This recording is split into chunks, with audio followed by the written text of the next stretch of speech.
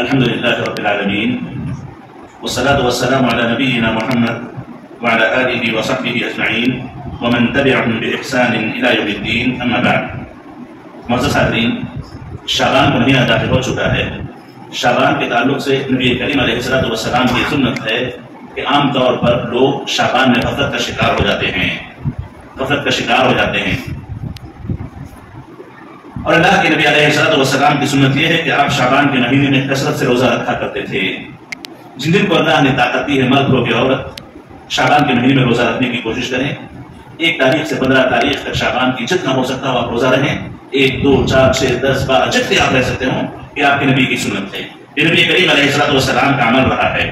تو اس میں جہاں تک ہو سکے آپ کثرت سے روزہ رہیں، کیونکہ نبی کریم علیہ السلام سے متعلق آتا ہے کہ آپ اگر رمضان کے بعد کسی مہینے میں کثرت سے روزہ رکھتے تو شعبان کے مہینے میں آپ روزہ رکھا کرتے تھے.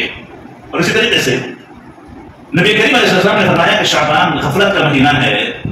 لوگ غفلت کا شکار ہو جاتے ہیں، تو غفلت کا شکار ہو جانے والے دنوں میں اللہ کی عبادت کرنا یہ بڑی بات ہے کہ اللہ تعالیٰ نیکوں کو اس کی توفیق نصیب کرتا ہے. اور خیر کے کام اس میں کثرت سے کرنے کی کوشش کریں، نیکیوں کے کام کثرت سے کرنے کی کوشش کریں.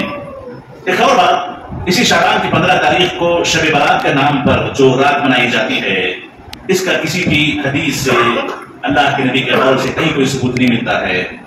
اس کو شب برات کے طور پر منانا، بڑی رات کے طور پر منانا، اس دن دعا کا اہتمام کرنا، اس کے دوسرے دن روزے کا اہتمام کرنا، اس کا نہ اللہ کے نبی علیہ السلام سے کوئی ثبوت ہے، نہ صحابہ کرام سے اس کا کوئی ثبوت ہے. تو آپ ان دنوں میں خاص طور پر 15 شعبان کے روزے کو اہتمام کے ساتھ رکھنے سے پرہیز کریں.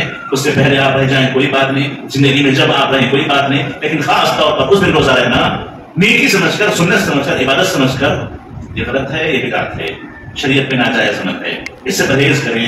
اس رات کو خاص طور پر عبادت کرنا، اس کے دوسرے دن خاص طور پر روزے رکھنا، اس کا شریعت سے کوئی ثبوت نہیں ہے، اور جس کا شریعت سے ثبوت نہ ہو وہ عبادتیں نہیں کی جاتی. ایک اور بات یاد رکھیں کہ دیکھیں، رمضان کا جب ابتدا ہوتی ہے تو شعبان کے آخری دن روزہ رکھنے سے اللہ کے نبی نے منع کیا. جیسے 29ویں شعبان کو لوگ چاند کی تلاش کرتے ہیں، چاند دکھائی نہیں دے مثال کے طور پر. دوسرے دن 30 شعبان ہوتی ہے، اس کے بعد ایک رمضان آنے والا ہوتا ہے، تو 30 شعبان کا روزہ منع ہے. 30 شعبان کا روزہ منع ہے. تو ایسی صورت میں 30 شعبان کا روزہ نہیں رکھنا چاہیے. چاند نہ دکھے، اطمینان سے افطار کر لیں، آپ روزہ نہ رہیں، ایک رمضان کا روزہ شروع کریں. آخری بات یہ ہے کہ دیکھیے، شعبان چونکہ آخری مہینہ ہے، اس کے بعد رمضان آنے والا ہوتا ہے. تو جس کسی آدمی کے روزے قضا موجود ہوں، گزشتہ سالوں میں وہ قضا نہیں، اس کے روزے کچھ چھوٹ گئے ہوں، تو اسے تو اب تک رہ جانا چاہیے تھا.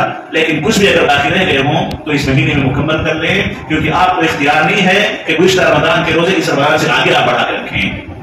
اس رمضان کے آنے سے پہلے آپ کو اپنی پچھلی پوری قضا کر لینی ہے. اور خصوصی طور پر اپنی بہنوں سے کہوں گا جن کے روزے عام طور پر ماہانہ کچھ نہ کچھ چھوٹ جاتے ہیں رمضان میں، انہیں چاہیے کہ وہ رمضان کے آنے سے پہلے اسی مہینے میں اپنے روزوں کی قضا کر لیں، تاکہ وہ اللہ تعالیٰ کے پاس فری ہو جائیں. یہ روزوں کا سوال اللہ تعالیٰ کے پاس ہوگا. اور جن لوگوں نے روزے چھوڑے ہوں ان لوگوں پر ضروری ہے کہ وہ اپنے روزوں کی قضا کر لیں. بیماری کی وجہ سے، سفر کی وجہ سے چھوڑے گئے روزے فوری طور پر قضا کر لیے جاتے ہیں، اور روزے فرض ہے. اور جن لوگوں نے روزے نہ رکھے ہوں توبہ کریں، استغفار کریں، آئندہ رمضان سے مکمل روزے رکھیں. روزے چھوڑے نہیں جاتے. روزہ چھوڑنا ہو سکتا ہے آپ کو اسلام سے خارج کر دے، خاص طور پر اگر یہ سمجھتے ہوئے کہ ہمیں روزے کی کوئی ضرورت نہیں ہے، ہم روزہ رہتے نہیں ہیں، روزہ دوسروں کے لیے ہے. اس قسم کی جہالت کی باتیں انسان کو نقصان پہنچاتی ہیں. کچھ باتیں تھیں جو میں نے شعبان کی مناسبت سے آپ کے سامنے رکھنا چاہیے.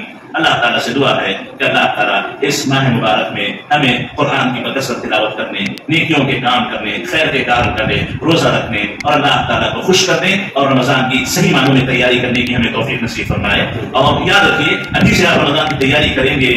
تیاری کھانے پینے کی نہیں ہوتی، تیاری ان دنوں کے صحیح استعمال کی ہوتی ہے. اپنی مشغولیتوں، مصروفیتوں، تجارتوں کے اوقات کو رمضان میں فری کرنے کی کوشش کریں، ورنہ عام طور پر رمضان میں تجارتیں بہت زیادہ ہوتی ہیں، لوگ بہت زیادہ مشغول ہوتے ہیں، اتنا ہی زیادہ عبادتوں سے غفلت کا شکار ہوتے ہیں. تو آپ جو کرنا ہو ابھی کر لیں، رمضان میں مختصر رکھیں تاکہ اللہ تعالیٰ کی عبادت صحیح طور پر اور روزے مکمل طاقت و قوت کے ساتھ رکھے جا سکے. اللہ تعالیٰ ہمیں خیر کے کام کرنے کی توفیق نصیب فرمائے اور اللہ تعالیٰ ہمیں ہر برے کام سے محفوظ رکھے. اللہ تعالیٰ ہمیں گناہوں سے توبہ کرنے کی توفیق نصیب فرمائے اور اللہ تعالیٰ ہماری کی ہوئی دعاؤں اور توبہ و استغفار کو قبول فرمائے. آمین. ربنا لا تؤاخذنا إن نسينا وأخطأنا، ربنا ولا تحمل علينا إصرا كما حملته على الذين من قبلنا، ربنا ولا تحملنا ما لا طاقة لنا به، واعف عنا واغفر لنا وارحمنا أنت مولانا فانصرنا على القوم الكافرين. ربنا آتنا في الدنيا حسنة وفي الآخرة حسنة وقنا عذاب النار. إن الله وملائكته يصلون على النبي يا أيها الذين آمنوا صلوا عليه وسلموا تسليما. اللهم صل على محمد وعلى آل محمد كما صليت على إبراهيم وعلى آل إبراهيم إنك حميد مجيد. اللهم بارك على محمد وعلى آل محمد كما باركت على ابراهيم وعلى ال ابراهيم انك حميد مجيد. وارض اللهم عن الخلفاء الاربعه ابي بكر وعمر وعثمان وعلي وعن الصحابه اجمعين وعنا معهم بعفوك وكرمك يا اكرم الاكرمين. ان الله يامر بالعدل والاحسان وايتاء ذي القربى وينهى عن الفحشاء والمنكر والبغي يعظكم لعلكم تذكرون. واذكروا الله يذكركم واشكروه ولا نعمه يزدكم ولذكر الله اكبر والله يعلم ما تصنعون.